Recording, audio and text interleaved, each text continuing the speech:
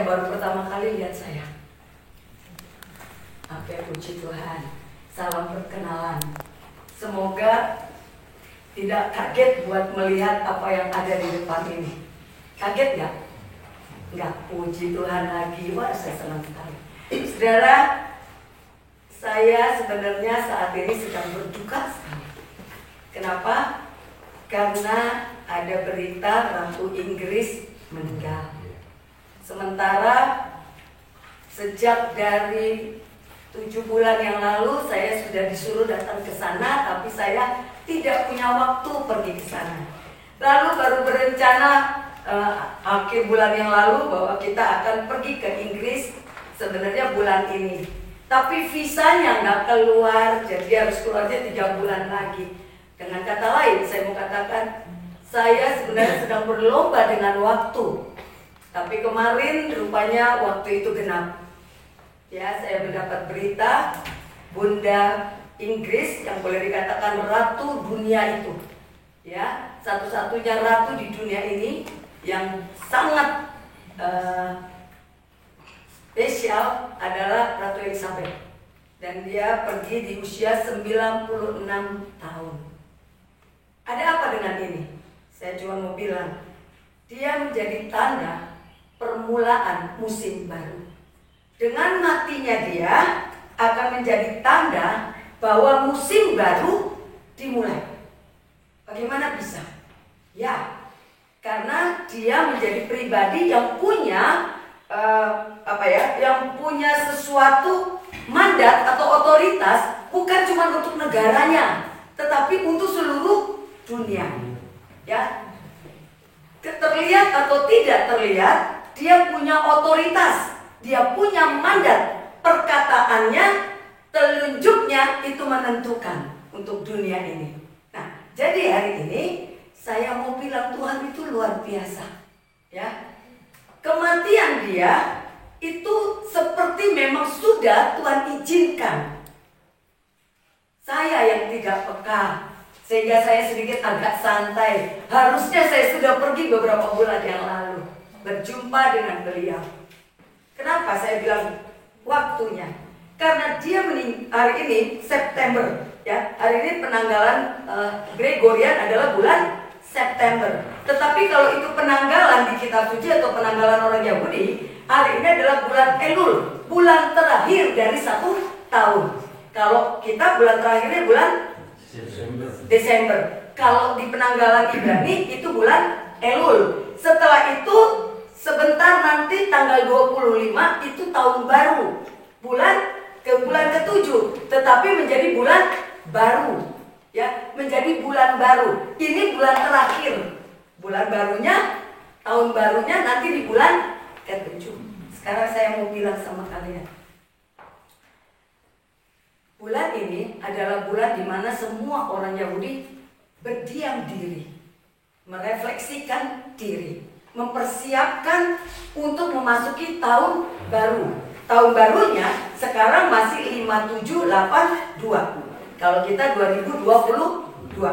Nanti September akhir 5783. Berarti bulan ini mereka mau berdiam diri, mengosongkan diri. Kalau ada dosa, ada pelanggaran, ini waktunya kamu buka-bukaan, minta ampun sama Tuhan. Lalu minta perkenanannya supaya di tahun berikut kamu mendapat kasih karunia. Bulan berikut adalah tahun baru, musim baru. Jadi kematian beliau itu hari ini menjadi momentum untuk beberapa orang yang mengerti akan waktunya Tuhan. Saudara mungkin tidak terlalu memahami, tapi saya mau katakan, kita udah gak bisa hidup dalam kerohanian kita hanya dengan yang penting aku berdoa, yang penting aku kolekta, yang penting aku bergereja. Udah gak bisa begitu. Kehidupan rohani kita harus ditambah dengan yang namanya pengetahuan. Iman saja tidak cukup, harus ada pengetahuan. Karena imanmu, betul, iman itu yang dilihat oleh Bapa. Tetapi hari ini, iman yang tidak ada pengetahuan membuat kita tidak bisa melakukan apa-apa. Dan iman kita cuma begitu-begitu saja. Ya, kalau dulu kita bisa bilang yang penting percaya kepada Tuhan Yesus masuk surga. Hari ini saya mau katakan tidak bisa, saudara. Nggak jaminan lagi. Kenapa? Karena kita waktu itu baca kitab sucinya baru halaman 1. Halaman berikutnya masih ada. Karena halaman berikutnya berkata, iman tanpa perbuatan mati. Nah, perbuatan ini apa? Kan gitu. Apakah perbuatan ini cuma perbuatan baik? Apakah perbuatan ini hanya perbuatan tidak membunuh, tidak mencuri? Bukan. Lebih dari itu. Bukan cuma sekedar itu, tapi perbuatan apa? Perbuatan-perbuatan yang mana disebut dengan aturan. Ya, iman akan menjadi sesuatu yang menolong menyelamatkan kita di depan sana adalah ketika iman kita ditambah dengan perbuatan. Inilah yang akan menarik surga turun mengintervensi. Ya, kita nggak tahu di depan mau ada apa. Hari ini saya senang sekali lihat pabrik ini. Ini sudah lama saya nggak kesini. Dan hari ini saya suka cita karena ternyata sekarang sudah ada perubahan manajemen, pergantian orang. Nggak tahu kalau manajemennya, tetapi paling tidak pimpinannya sudah ganti. Saya senang. Ya, sekarang saya cuma mau bilang, mari ya, kalau kita mau berubah, bukan karena manusianya saja, tapi manusia yang mengikuti aturan-aturannya, supaya iman kita itu bisa dapat intervensi surga. Karena perdagangan di luar sana semakin keras. Jangan pikir cuma kita doang yang punya pabrik air.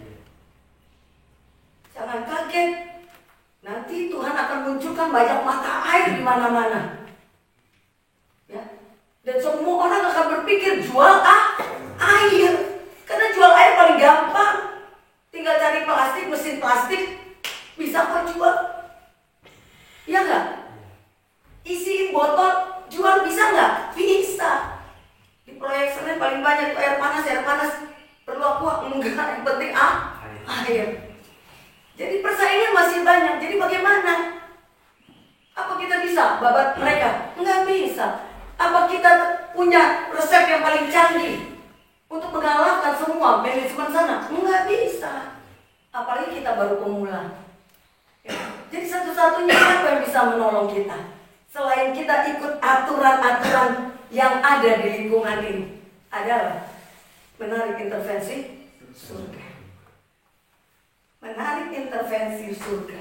Karena kalau Tuhan sudah di pihak kita, siapa dapat melawan? Betul Bapak? Amin. Jadi mau tidak mau, bukan cuma pimpinan, semua yang ada di sini sekarang harus sehati sepikir menarik intervensi surga. Kenapa? Karena kalau ada apa-apa dengan mata air kita dengan baik, yang rugi siapa? Kalian tidak akan dapat pemasukan. Kalau udah nggak dapat pemasukan, tidak dapat gaji, betul? Tidak makan lagi kita. Kalau yang punya tanah ini, jangan dipikirin. Buat dia gak pusing ini. Tapi kita gimana? Anggap ini. Jadi mau tidak mau, ya, mari bersepakat bersama-sama menarik intervensi surga. Karena kondisi untuk 7 tahun ke depan, saya kasih tahu sama saudara, bisa jadi ekonomi menggeliat, berarti persaingan akan makin ketat. Bisa jadi Elohim akan membukakan mata air di mana-mana. Tetapi jangan lupa, bisa jadi semua mata air akan ditutup. Kan ada kemungkinan itu. Kenapa? Kita tidak tahu nih. Sekarang ini 7 tahun selesai tahun ini. 5782 dibagi 7 itu 826. Berarti bulat. Ini Sabat. Berarti Sabat ini selesai, berarti 7 tahun selama ini. Apakah ini masa paceklik atau masa kelimpahan? Nggak tahu, ukurannya nggak ada. Yang tahu cuma beberapa orang. Ada orang bilang, Ibu Ondang, aduh, mudah-mudahan 1 tahun ke depan, 7 tahun ke depan, aku diberkati Bapak yang. Kenapa? Karena selama 7 tahun ini susah kali, perusahaan bangkrut, ini. Tapi ada sebagian orang bilang, Ibu Ondang,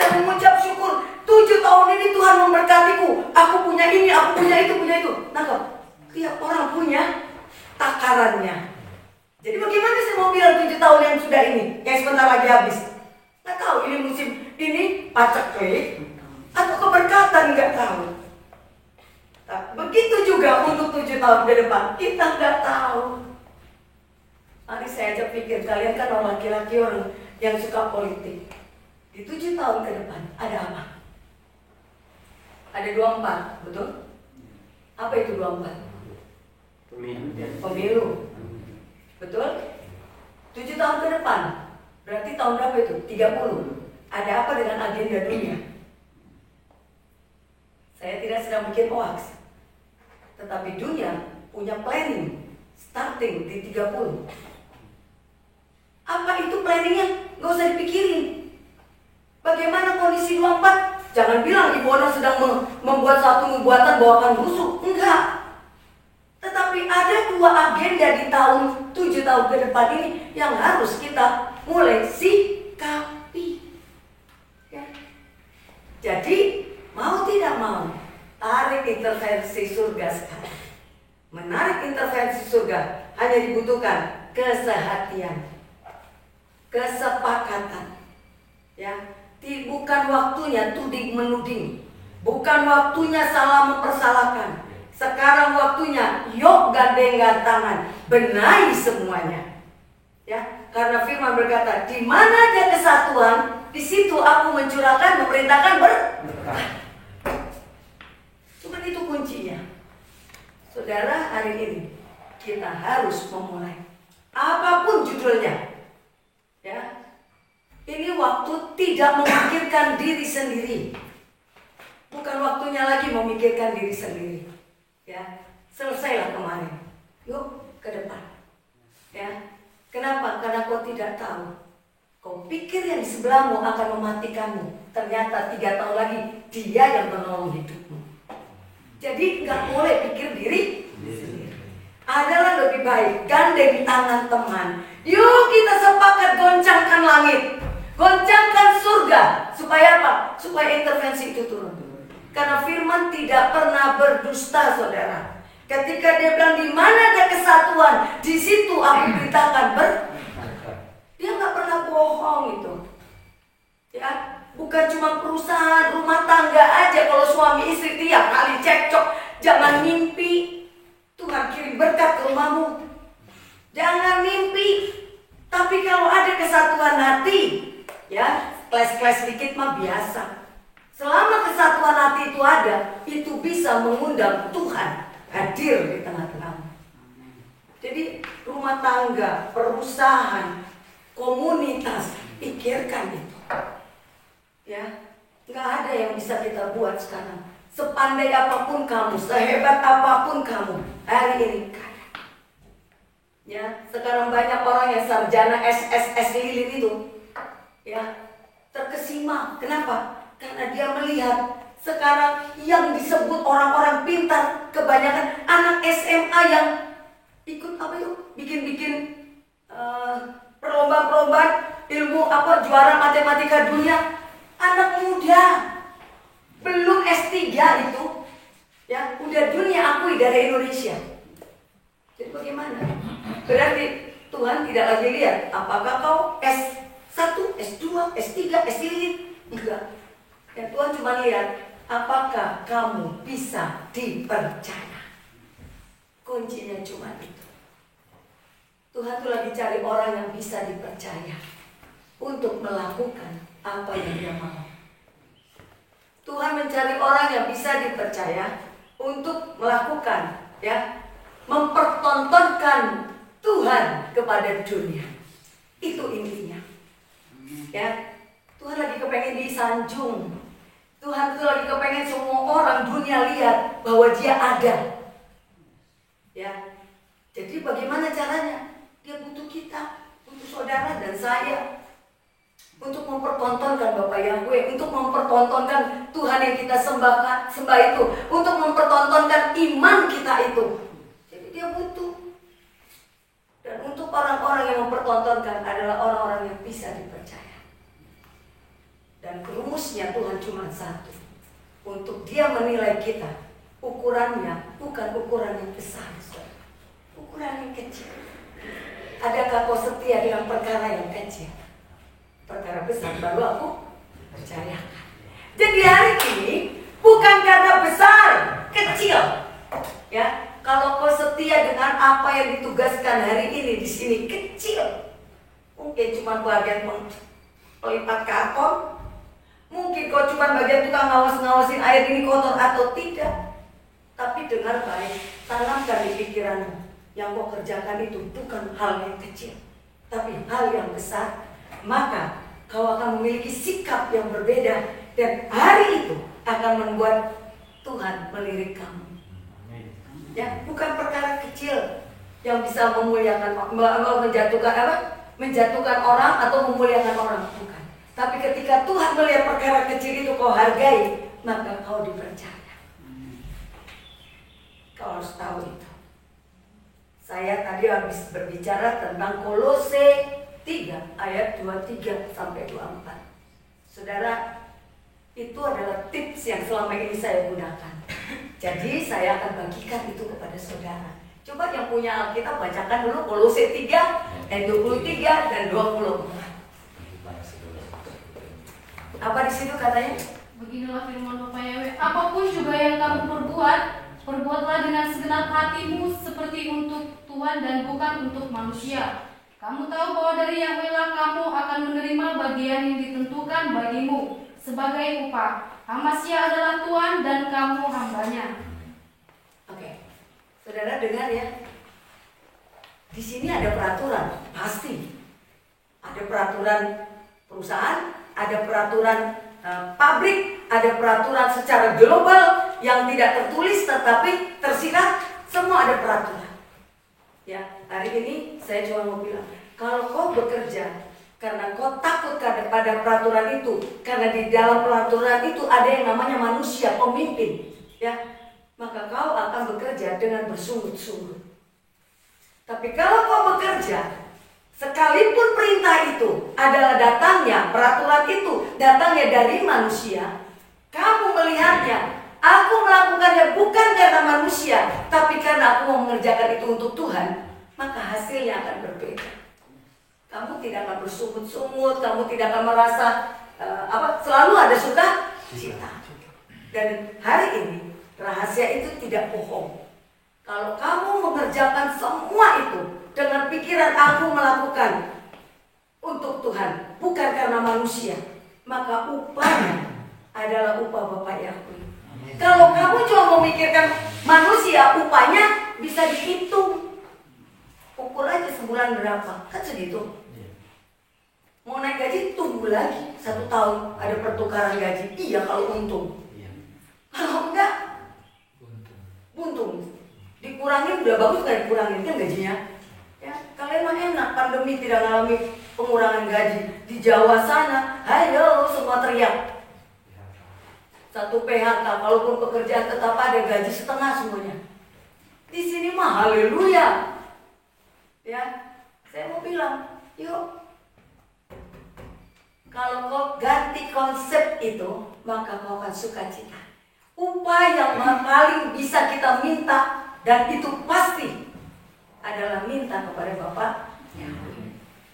Itu akan membuat kau bersukacita. Jadi saya berharap peraturan apapun di sini, perbuatlah itu bukan untuk manusia, tetapi hanya untuk Tuhan. Ya, dalam orang Muslim ada pepatah seperti ini. Pekerjaan itu ibadah. Ya, saya suka tuh. Moto itu tuh bagus. Saya pernah ke pabrik teman saya, Amidis, ya, air Amidis itu teman saya, itu Muslim. Tahu saudara, di setiap dindingnya mereka, di gudang mereka, di pabrik mereka, itu selalu ada tulisannya. Pekerjaan adalah ibadah. Ibadahmu adalah pekerjaan. Ada slogan-slogan itu.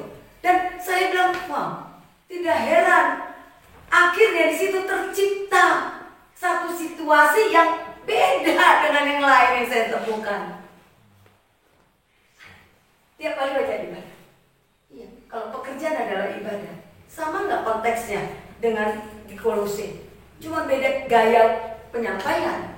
Kolose juga bilang, lakukanlah apa saja seperti untuk Tuhan. Nah, kalau untuk Tuhan itu artinya apa? ibadah.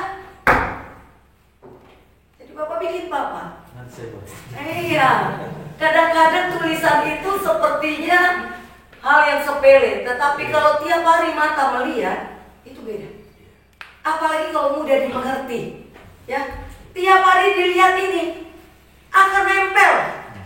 Walaupun tidak jelas, tapi nempel.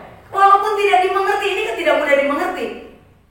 Untuk sebagian orang, oh 7 lilin, oh ide apa garpu tala katanya. Saya ada yang bilang kita punya garpu tala di Gibeon. Ya, sebagian karena tidak mengerti. Ini sebuah bahasa yang dilihat mata tidak dimengerti.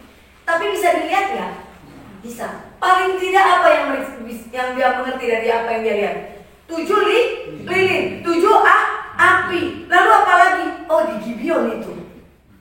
Kayak di Jakarta teman saya bilang, kayak di Gibeon, lah kok jadi cuma Gibeon ada menorah istilahnya. Nangkep nggak? Mereka nggak ngerti menorah. Tetapi ketika kita menjelaskan, ada satu tulisan di dinding kita, Panji, Yeshua, lalu segala macamnya, Roh Elohim, kan ada tuh di bawah tulisannya. Lalu orang datang, dia lihat, dia baca. Tambah ngerti nggak? Walaupun dia tidak tahu, tapi dia ada tulisan Yesaya 11. Mulai satu-satu. Jadi yang tengah Roh Yahweh.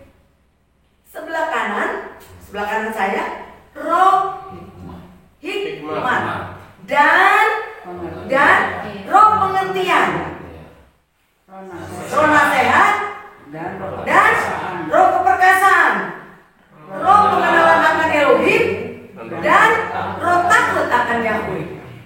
Ketika dia baca, dia lihat, nempel ya. Cukup sampai situ. Kalau dia anak Tuhan, dia harusnya ngerti. Karena roh itu adalah firman. Sudah ada benih di dalam semua orang percaya. Tapi kalau sampai dia nggak ngerti, orang Kristen nggak ngerti ini, cek dulu kalau dokter. Sehatnya aku jadi orang percaya kan gitu. Ada yang kurang di dalam aku kan gitu. Kalau dia orang Muslim, dia cuma ngerti kata tulisan itu. Selebihnya urusan belakangan. Tetapi ini sudah menjadi satu sarana di mana kamu membentuk paradigma manusia. Jadi tulisan-tulisan itu harus kau buat. Saya ini nganggur. Kalau saya langsung otak saya sudah jalan. Apa yang mau saya bikin di sini? Nggak usah yang ribet-ribet, simple tapi nempel. Ya, tiap hari dicekokin nempel. Sama dengan ini. Untuk saya minta anak saya bikin tirtationya seperti ini, dia punya ide sendiri waktu disuruh opunya bikin desain ini. Ya, dia punya ide. Saya yang melihat, terlalu anak muda idenya, terlalu milenial. Saya bilang jangan gitu, jadi kami jual ribut terus. Lalu bagaimana caranya saya mempengaruhi anak saya? Saya desain dulu begini, tiap hari saya kirim ke handphonenya dia. Akhirnya saya bikin itu menjadi logo. Sempat saya bikin itu logo di WA saya. Tiap hari dia lihat, ya udah deh, aku bikin juga lah. Akhirnya jadilah seperti ini, Tirtatio. Tadinya dia mau bikin pakai bahasa yang lain. Saya bilang jangan, aku maunya Tio. Tio itu jernih ya punya. Sementara ITO, saya bilang enggak, Tirta. Karena Tirta itu adalah air. Artinya tiap hari saya cekokin warna pun. Dia tidak suka dengan warna ungu. Dia bilang, aduh lucu air bikin warna ungu. Tiap hari kami cekokin. Akhirnya berubah. Setuju. Nah, ini yang saya mau bilang kepada kita. Ya, kadang-kadang kalau sampai ada tulisan tidak bermanifestasi di situ, berarti yang salah siapa? Manusia. Manusianya cuek, tidak peduli. Dengar baik, orang pintar bukan karena dia sekolah di universitas. Orang pintar adalah orang yang bisa menggunakan matanya dengan baik, mengamati. Kalau kau sudah tidak menjadi orang yang bisa mengamati, kau nggak akan pernah jadi pintar. Itu pesan nenek moyang kita. Ya, apa? Firman berkata, perhatikan. Jadi gunakan mata. Tulisan apapun tiap hari ya kau lihat aja. Karena apa yang dilihat matamu akan terekam di pikirannya. Amin. Yuk saudara, mari kita merubah. Ya, mari kita rubah. Satu perkara saya akan tutup dengan satu cerita. Betapa kita ini bersyukur karena mengelola sesuatu yang luar biasa. Saya nggak bilang bahwa mengelola yang lain tidak luar biasa, tapi saya harus bilang, kamu yang mengelola air, pahamilah, yang kau kelola ini sesuatu yang luar biasa. Bukan karena soal untung ruginya, bukan. Luar biasanya kenapa? Dengarkan. Sebelum segala sesuatunya ada, apa yang ada di bumi ini? Apa yang ada di alam raya ini? Apa yang ada di semesta ini? Apa? Air. Dimulana, ditopa de batama, kan gitu. Lalu apa? Terus, cuman apa yang ada? Sebelum segala sesuatunya adalah air. Setelah ada air, apa yang Tuhan buat? Rohnya melayang-layang, bukan merah efek. Artinya mengerah. Jadi air itu dierah. Lihat, berarti pekerjaan Tuhan pertama kali di luar surganya adalah mengerami air. Dia kelola itu dengan bahasa seorang pengusaha pasti dari Tuhan mengelola air. Air itu dikelola. Jadi pekerjaan pertama Tuhan sebelum segala sesuatu ada adalah mengerami air. Setelah dia mengerami air, dia kelola itu air, terjadilah penciptaan. Hari pertama, kedua, ketiga, keempat, kelima, keenam, ketujuh. Pada waktu keenam, dia menjadikan manusia. Lalu dia bilang, serupa segambar kubuat kau ya. Tujuannya untuk apa? Gantian. Aku duduk di takhta, kau yang lanjutkan pekerjaanku. Nangkep gak? Pekerjaan pertama Tuhan mengerami air. Terjadilah hasil kerja. Ya, ada hasil kerja. Tidak ada orang bekerja tidak menghasilkan upah. Tidak ada orang yang bekerja tidak menghasilkan apa-apa. Kalau bekerja nggak menghasilkan apa-apa, berarti kau tidur, bukan kerja. Kalau satu hari datang absen, tapi sore tidak ada yang di box, nggak ada yang dibungkus, tidak ada kotak yang muncul, berarti kau tidak kerja. Absennya sih kerja, tapi tidak ada hasil sorenya, berarti kau tidur. Dan sekarang ada hasil. Hari ke-6 dia bilang gantian dong. Kubuat bulu manusia serupa segambar. Supaya apa? Supaya ada yang melanjutkan pekerjaan. Itu sebabnya dia ciptakan. Dia jadikan Adam dan Hawa. Dia bawa masuk ke Taman Eden. Sampai di Taman Eden, apa dia bilang? Coba buka Kejadian 2. Berapa itu? Saya lupa ayatnya. Ya, Tuhan menjadikan manusia. Saya tutup dengan cerita ini, saudara, supaya kita paham betul untuk apa kita ada.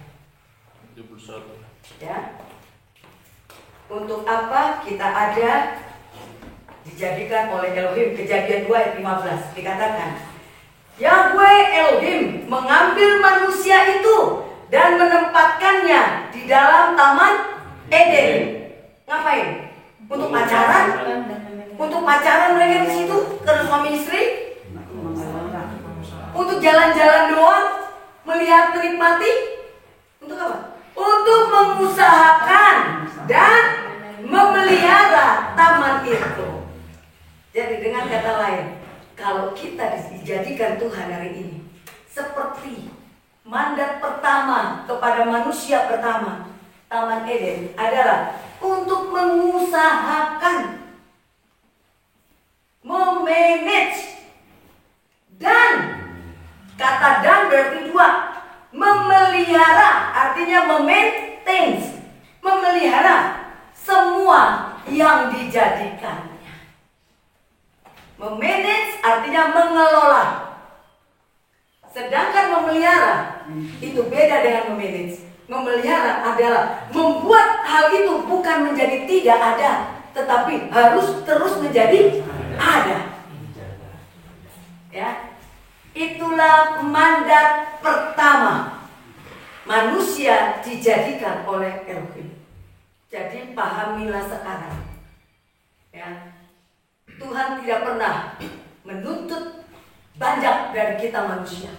Yang Dia tuntut cuma ini: manage yang ada padamu, ya, manage hidupmu, manage saja, gak usah pusing dengan urusan orang lain, ya, kelola saja apa yang ada padamu, gak usah pusing. Aturan kan sudah ada, bagianmu sudah ada, tanggung jawabmu sudah diberikan, itu aja kau manage, ya. Lalu pelihara, ya, jangan apa yang sudah ada menjadi tidak ada. Karunia yang ada padamu kau padamkan, Tuhan marah loh, ya kan? Kau bisa lakukan itu tapi kau nggak mau karena bukan bagianku, kau bilang. Contoh-contoh ini paling simpel. Bagianmu bukan berkebun, tapi kau punya keahlian untuk itu. Di depan mata ada kebun nganggur, kau cuek, maka keahlian itu akan diambil oleh Tuhan. Tapi sekalipun itu bukan bagianmu, ada jam kosong, engkau melihat, kau beresin, atau kau kasih ide, masukan karena kau punya pengetahuannya, sampaikan ke orang yang bertugas dengan baik. Itu namanya kau memelihara karunia yang ada. Dan Tuhan katakan, aku akan menambahkan itu kepadamu. Contoh yang simple, ya. Jadi hari ini dengar baik, ya. Tuhan tidak menuntut banyak sama kita, cuman ini. Kalau ini saja kau lakukan, mandat ini kau pergunakan dengan baik, aman dunia ini, aman, ya. Nggak ada sirik-sirikan, nggak ada saling menjatuhkan, nggak ada. Dan kita akan melihat orang positif, ya. Kita akan bisa menilai segala sesuatu itu dengan kacamata positif. Ya, saya berdoa di sini semua positif. Amin. Saya percaya di sini semua manusianya adalah manusia yang mengenal dirinya bahwa dia punya mandat. Amin. Amin. Mau berubah? Ya, dengar baik, jangan mau dihakimi karena kau bekerja cuma di pabrik air. Amin. Tapi kalau kau mengerti hari ini, Elohim memulai pekerjaannya dengan air. Ya, Elohim memberi mandat pertama adalah kelolalah semua yang ada, peliharalah yang telah tersedia bagimu. Maka semua akan dipandang baik di hadapan Bapa. Amin. Ya, dan Dia akan percayakan kita jauh lebih besar. Amin. Ya, saya percaya kalau sampai itu terjadi, maka Tirta Tio akan menguasai Sumatera. Amin. Amin. Yang bisa saya sampaikan hari ini, kiranya Bapak Yahweh menolong dan memampukan saudara untuk menjadi orang yang bisa mengusahakan dan memelihara apa yang dipercayakan Bapak Yahweh kepada kalian. Sebab bukan karena kuat dan gagah kamu bisa membawa itu, tetapi hanya dengan kesehatian, kesepakatan, tarik intervensi surga, maka Tuhan sendiri yang akan ada di pihak kita. Amin. Menyelesaikannya. Amin. Amin. Mari kita tundukkan kepala.